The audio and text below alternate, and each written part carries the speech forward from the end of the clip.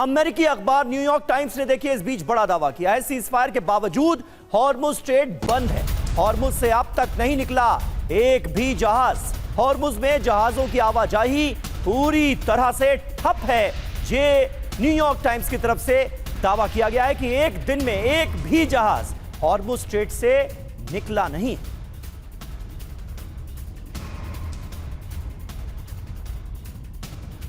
तो देखिए हॉर्मुज पर ईरान की रणनीति क्या है, इसको डिकोड करने की कोशिश करते हैं। सबसे पहले तो दबाव की रणनीति है स्ट्रेट बंद कर यूएस इजराइल पर दबाव बढ़ाना और लेबनान में सीज फायर के लिए मजबूर करना।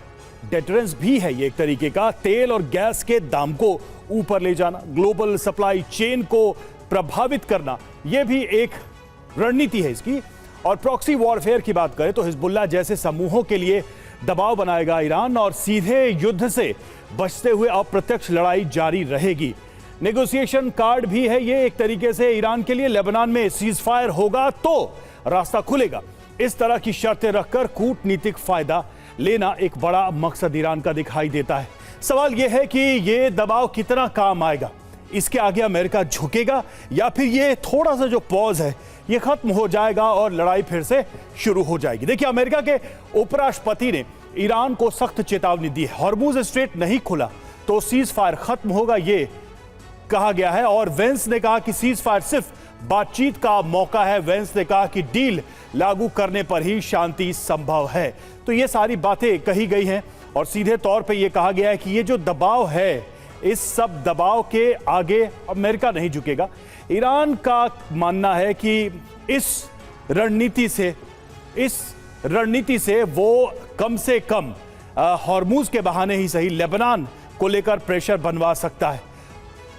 बिल्कुल, और ये अपने आप में बहुत महत्वपूर्ण है और प्रेशर टैक्टिक्स जो है वो साफ तौर पर इजराइल की नजर आ रही है। और अब ऐसा लग रहा है कि हॉर्मुज स्ट्रेट को बंद करके ईरान भी दबाव डालने की कोशिश कर रहा है। अमेरिका के उपराष्ट्रपति ने ईरान को इस बीच सख्त चेतावनी दी है, हॉर्मुज स्ट्रेट नहीं खुला तो सीज फायर खत्म होगा।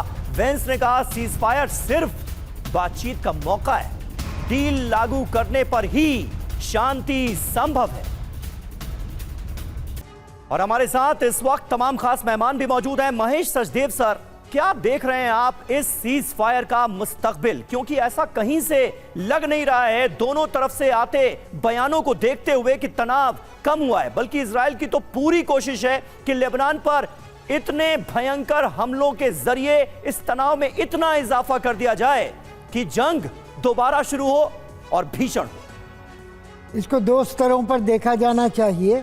एक तो ये कि दोनों पक्षों के बीच में जो कि उनकी पोजीशंस हैं वो काफ़ी अलग रही हैं, उनके बीच बड़ा विरोधाभास है। जो 15 पॉइंट का प्लान सीज फायर के लिए या पीस के लिए ट्रंप साहब ने दिया है उसको कभी स्पष्टीकरण नहीं दिया गया, लेकिन 10 पॉइंट का जो ईरान ने अपना प्लान दिया है उसमें ऐसी ऐसी असंभव शर्तें रखी गई हैं जिनको कि मानना या जिनका क्रियान्वयन करना बहुत कठिन होगा।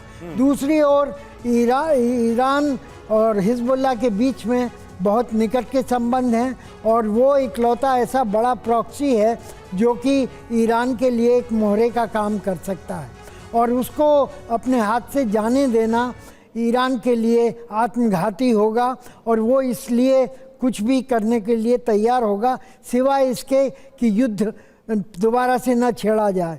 और इसके लिए ये वो भी चाहेगा कि बाबल मंडेप को लेकर के भी धमकियां दी जा सकती हैं। तीसरी वजह जो इसकी हो सकती है वो हाशिए पर वो ये है कि दोनों के बीच में विश्वसनीयता की बहुत कमी है और अमेरिका ने 2 बार ईरान को धोखा दिया है, वार्तालाप करने के बाद युद्ध फिर से शुरू किया है। तो इस समय ईरानी शुरू से ही ये दिखा रहे हैं कि उनके हाथ में अब नए कार्ड हैं। स्ट्रेट ऑफ हॉर्मुज को बंद करने का कार्ड है, बाबल मंडेप का कार्ड है। तो ये कार्डों का इस्तेमाल किया जाएगा अगर दोबारा से युद्ध शुरू होता है और इससे विश्व के ऊपर एक नया आर्थिक संकट तो बनेगा ही और खाड़ी के अन्य देशों के ऊपर भी बहुत गहरा एक चीज तो बहुत साफ हो गई है कि जो भी बातचीत होने वाली है उसमें अविश्वास का माहौल ज्यादा है, विश्वास का माहौल कम नजर आ रहा है। इसलिए अपनी अपनी पोजीशंस को स्ट्रांगली होल्ड करते हुए ही अपनी शर्तें भी रखी जा रही हैं इस बातचीत को लेकर।